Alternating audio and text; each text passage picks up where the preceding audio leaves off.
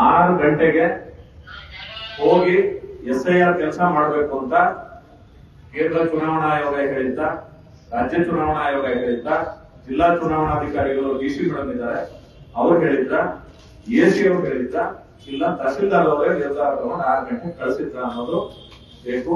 6:15 ಹೋಗ್ಬೇಕು, ಇಲ್ಲ ಅಂದ್ರೆ ನಿಮ್ಮನ್ನ ನಾನು ಹಾಲ್ ಮಾಡ್ತೀನಿ, ಹೀಗ್ ಮಾಡ್ತೀನಿ ಅಂತ ಹೇಳಿ ಅವ್ರು ರಾತ್ರಿ ಗ್ರೂಪ್ ಎಲ್ಲ ಹಾಕಿರೋ ಆಡಿಯೋ ನನ್ನ ಹತ್ರ ಇದೆ ಸರ್. ನಾವು ತಪ್ಪು ಯಾರು ಮಾಡಿದಾರೆ ಸರ್ ಅವ್ರಿಗೆ ಶಿಕ್ಷೆ ಆಗ್ಲೇಬೇಕು. ಅದಾಗದ ಹೊರತು ನಾವು ಹೋಗೋದಿಲ್ಲ. ಕೆಲಸ ಮಾಡೋದು ನಮ್ಮ ಜವಾಬ್ದಾರಿ ಇದೆ ಸರ್. ಚುನಾವಣಾ ಕರ್ತವ್ಯ ನಾವು ಮಾಡ್ತೀವಿ. SIR ಕೆಲಸ ನಮ್ಮನ್ನೆಲ್ಲ ಸೂಪರ್ವಿಷನ್ ಹಾಕಿದ್ರಿ, ನಾವು ಮಾಡ್ತೀವಿ. ಆದ್ರೆ 6 ಗಂಟೆ 6:15 ಹೋಗಿ ಕೆಲಸ ಮಾಡಬೇಕು ಅಂತಕ್ಕಂಥ ಅವೈಜ್ಞಾನಿಕವಾದ ಸಮಯ ನಿಗದಿ ಮಾಡಿದ್ದು ಯಾರು? ತಹಸೀಲ್ದಾರ್ ಅವರು ಹೇಳಿದ್ದಾರೆ ಸರ್.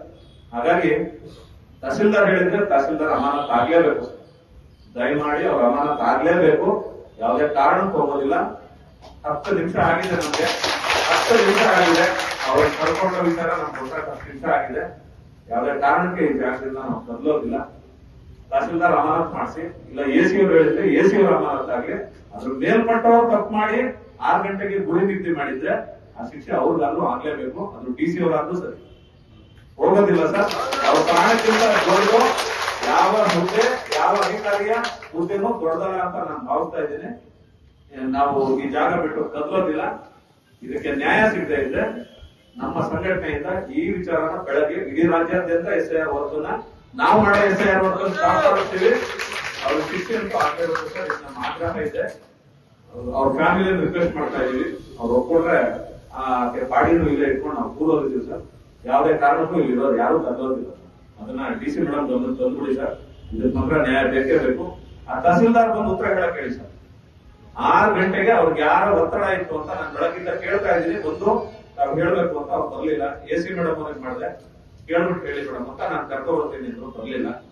ಅವ್ರ ಗಮನ ತಂದು ಇದು 6 ಗಂಟೆಗೆ ಹೋಗಿ SIR ಕೆಲಸ ಮಾಡ್ಬೇಕು ಅಂತ ಚುನಾವಣಾ ಆಯೋಗ ಹೇಳಿದ್ದ, ಅಥವಾ ಈ ಅಧಿಕಾರಿಗಳ ಯಾವ್ದು ಇದು ಕಿರೀಟ ತಗೊಳ್ಳೋ ಹುಚ್ಚಿಂದ ಈ ಸಾವಾಗಿದೆಯಾ ಗೊತ್ತಾಗ್ಬೇಕು ಸರ್. ನಾವು ಕಳ್ಕೊಂಡ್ಬಿಟ್ಟಿದೀವಿ ಅವ್ರನ್ನ. ಸಾವಿಗೆ ಮಾತ್ರ ರಿಟರ್ನ್ ಬೇಕೇ ಬೇಕು. ನಮ್ಗೆ ನ್ಯಾಯ ಬೇಕೇ ಬೇಕು. ಅದು ಅವ್ರ ಬುದ್ಧಿ ಹೋದ್ರೂ ಚಿಂತೆ ಇಲ್ಲ, ಹೋಗ್ಲಿ. ಸಾವಿಗೆ ಒಂದು ನ್ಯಾಯ ಸಿಗುವಂತ ಕೆಲಸ ಆಗಲಿ. ದಯವಿಟ್ಟು ಅದನ್ನ ಕೊಡಿಸ್ಬೇಕು ಸರ್. ಅಲ್ಲಿವರೆಗೂ ಇದನ್ನ